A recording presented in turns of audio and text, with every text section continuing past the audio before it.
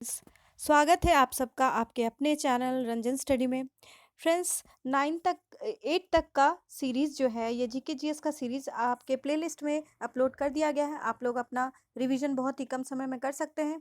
तो चलिए आज का ये सीरीज़ नंबर 9 स्टार्ट करते हैं।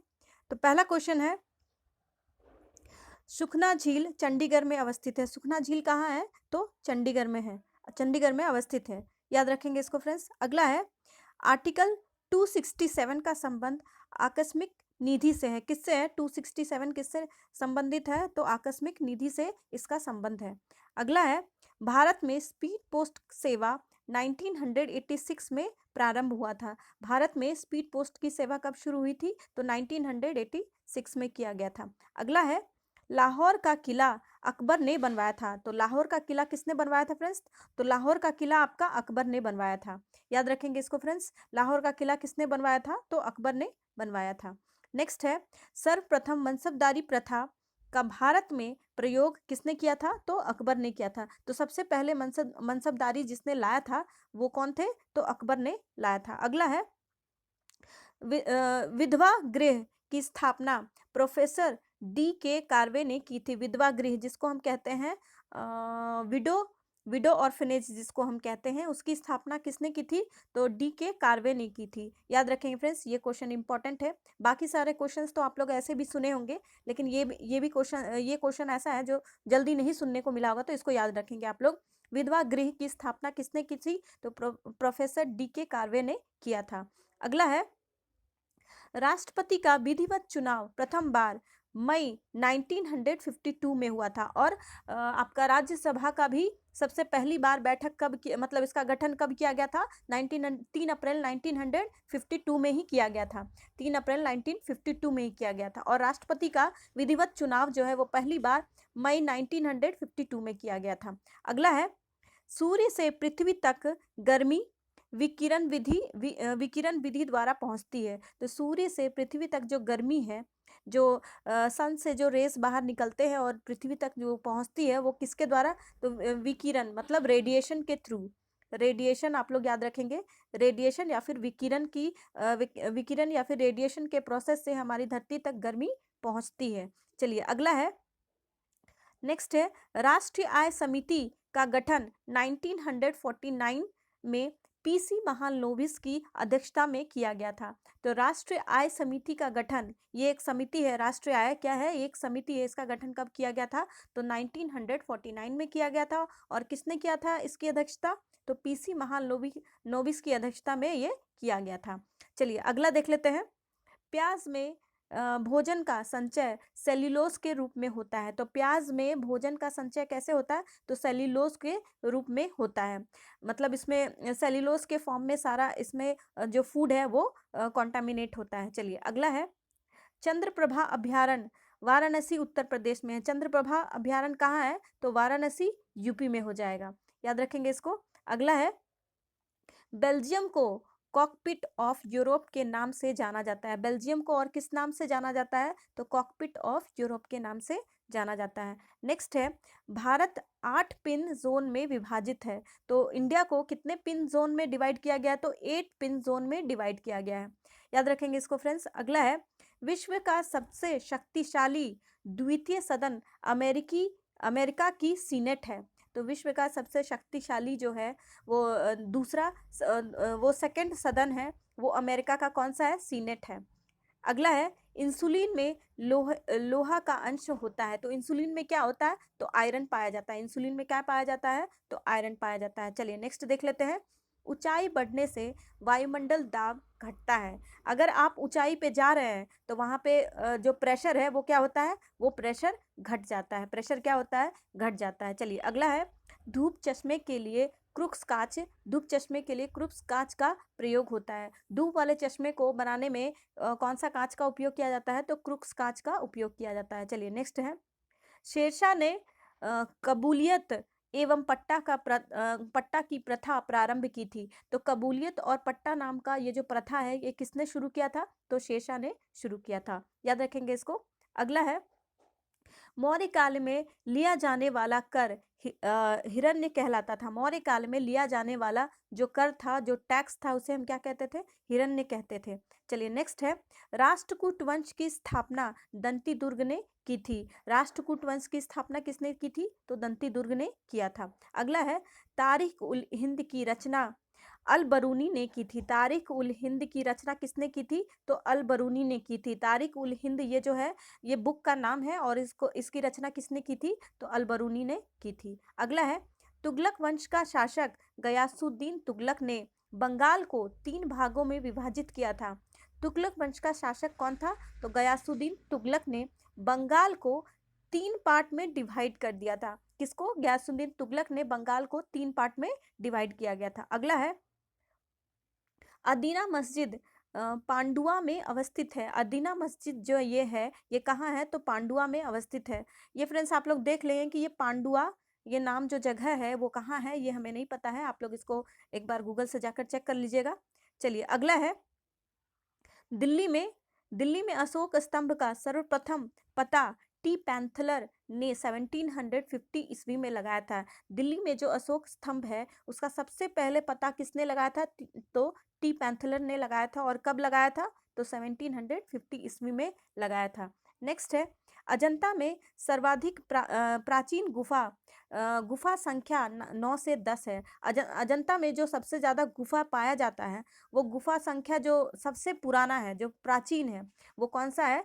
तो 9 से 10 तक है। गुफा नंबर 9 से 10 तक है। ये सारे प्राचीन गुफा हैं। अगला है, दीवान ए वकूफ की रचना जलालुद्दीन खिलजी ने की थी।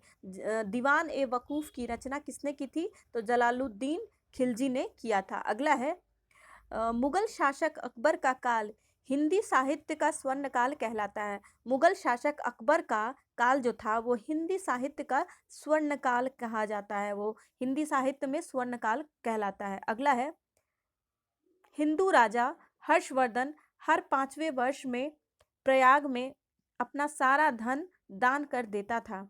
हिंदू राजा जो हर्षवर्धन था, हर 5वें वर्ष में, हर 5 साल के बाद वो प्रयाग में जाकर अपना सारा धन क्या करता था? तो दान दे देता था। अपना सारा धन दान में दे देता था। अगला है, विक्रमशिला विश्वविद्यालय की स्थापना किसने की थी? तो धर्मपाल ने की थी। विक्रमशिला विश्वविद्यालय जो कहाँ है? बिहार में है। उसकी स्थापना किसने की थी? तो धर्मपाल ने की थी। अगला है, भरहुत स्तूप का निर्माण अशोक ने करवाया था। भरहुत स्तूप भरहुत स्तूप जो है उसको किसने बनवाया था? तो अशोक ने बनवाया था। चलिए अगला है, hermit of Shimla A.O. Hume को कहा जाता है। हर्मिट ऑफ शिमला के नाम से किसे जाना जाता है? तो A.O. ह्यूम को जाना जाता है। यही है पहले INC के संस्थापक, जिसे एस्टैब्लिश किया गया था 1885 में, A.O. ह्यूम। इन्हीं को हर्मिट ऑफ शिमला भी कहा जाता है। अगला है, भारत की यात्रा पर आने वाला पहले ब्रिटिश सम्राट जॉर्ज पंचम थे। तो भारत की यात्रा करने वाले जो पहले ब्रिटिश सम्राट थे, वो कौन थे? तो जॉर्ज पंचम थे। जॉर्ज 5th हो जाएंगे यहाँ पे। चलिए नेक्स्ट है, भारत का सबसे पुराना विश्वविद्यालय नालंदा विश्वविद्यालय है। भारत में जो सबसे पुराना विश्वविद्यालय है वो कौन सा पुराना है? तो नालंदा है। नालंदा विश्वविद्यालय है। और अगर इसी में आपका तक्षशिला होता तो तक्षशिला यहाँ पे नहीं होगा फ्रेंड्स, क्योंकि तक्षशिला आपके आज के मॉडर्न एज में तक्षशिला आपका पाकिस्तान वाले ये में है, पाकिस्तान कंट्री में है। तो वो आपका इंडिया से बाहर है, तो वो सबसे पुराना नहीं हो सकता। इसलिए यहाँ पे पूछ लिया है कि भारत का सबसे पुराना विश्वविद्यालय कौन सा हो जाएगा? तो यहाँ पे नालंदा हो जाएगा। याद रखेंगे इसको। अगला है, भारतीयों के लिए महान सिल्क मार्ग कनिष्क ने प्रारंभ किया था। भारतीयों के लिए महान सिल्क मार्ग मतलब सिल्वर रूट किसने आरंभ किया था? तो कनिष्क ने किया था। अगला है, बलबन के शासनकाल में मुसलमानों ने सत्ता में भागीदारी आरंभ की थी। बलबन के शासन काल के समय में मुसलमानों ने सत्ता में अपनी सबसे पहली भागीदारी प्रारंभ की थी, मतलब इंटरफेरेंस करने की शुरुआत की थी। कब? तो बलबन के शासनकाल के टाइम में। चलिए नेक्स्ट है, दीवाने कोही की स्थापना मोहम्मद बिन तुगलक ने की थी। दीवाने कोही की स्थापना किसने की थी? तो मोहम्मद बिन तुगलक ने की थी, जिसको हम शॉर्ट में कहते हैं MBT कहते हैं। मोहम्मद बिन तुगलक ने की थी किसकी स्थापना? तो दीवाने कोही की स्थापना की थी। चलिए अगला है, सातवाहन के समय में सर्वाधिक सिक्के शीशे के बने थे। तो सातवाहन के समय में जो सिक्का मतलब कॉइन, कॉइन जो हुआ करता था वो सबसे ज़्यादा किसके बने होते थे? तो शीशा, इंग्लिश में इसको लेड कहते हैं, लेड से बने होते थे। सिक्के जो थे वो लेड से बने होते थे। देखिए फ्रेंड्स, इस क्वेश्चन को कैसे याद रखेंगे आप लोग? स से सातवाहन हो जाएगा यहाँ पे, स से क्या हो जाएगा? सातवाहन, और स से शीशा हो जाएगा। तो सातवाहन के समय में सबसे ज़्यादा जो सिक्का था वो शीशे के बने होते थे। ऐसे आप लोग इसको याद रख सकते हैं। चलिए नेक्स्ट है, दिल्ली सल्तनत में इल्तुतमिश ने इक्ता प्रणाली का प्रारंभ किया था। दिल्ली सल्तनत में इल्तुतमिश ने इक्ता प्रणाली का प्रारंभ किया था। ई से इल्तुतमिश हो गया और ई से इक्ता हो गया। इल्तुतमिश ने ही इक्ता प्रणाली का प्रारंभ किया था। ऐसे आप लोग इसको याद रख सकते हैं। अगला है, कांग्रेस के बेलगांव अधिवेशन 1924 में हिंदी को सर्वप्रथम राष्ट्रभाषा के रूप में प्रस्तुत किया गया था। और यही है फ्रेंड्स, यहाँ पे कांग्रेस का जो बेलग्राम अधिवेशन है, इसी में पहली बार गांधी जी ने भाग लिया था, गांधी जी ने पार्टिसिपेट किया था। यही अधिवेशन है 1924 का जो बेलगाम अधिवेशन है, जिसमें गांधी जी ने पार्टिसिपेट किया था। और इसी अधिवेशन में सबसे पहली बार हिंदी को राष्ट्रभाषा के रूप में प्रस्तुत भी किया गया था। दोनों चीज इसी समय में हुआ था, तो याद रखेंगे इसको 1924 में। चलिए नेक्स्ट है, ब्रेक डाउन प्लान का संबंध लॉर्ड वेबल से है।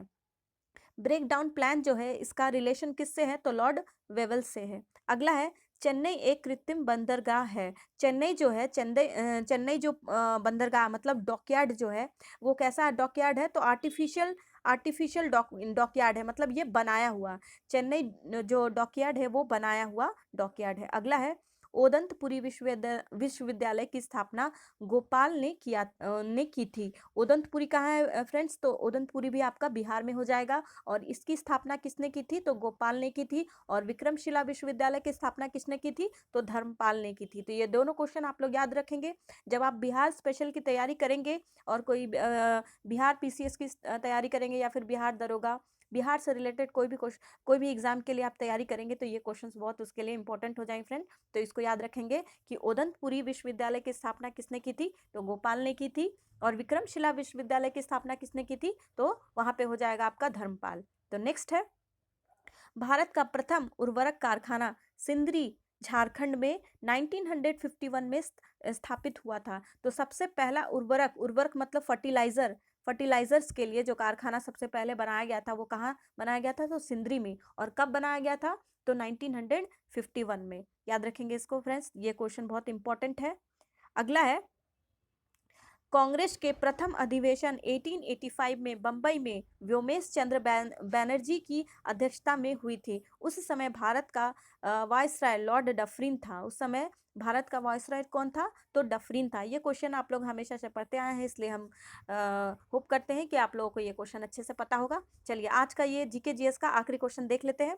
भारत का सबसे बड़ा स्टेडियम मैदान युवा भारती स्टेडियम कोलकाता में है। भारत का सबसे बड़ा स्टेडियम मैदान जो है युवा भारती स्टेडियम, ये कहाँ है? तो कोलकाता में। याद रखेंगे इसको फ्रेंड्स।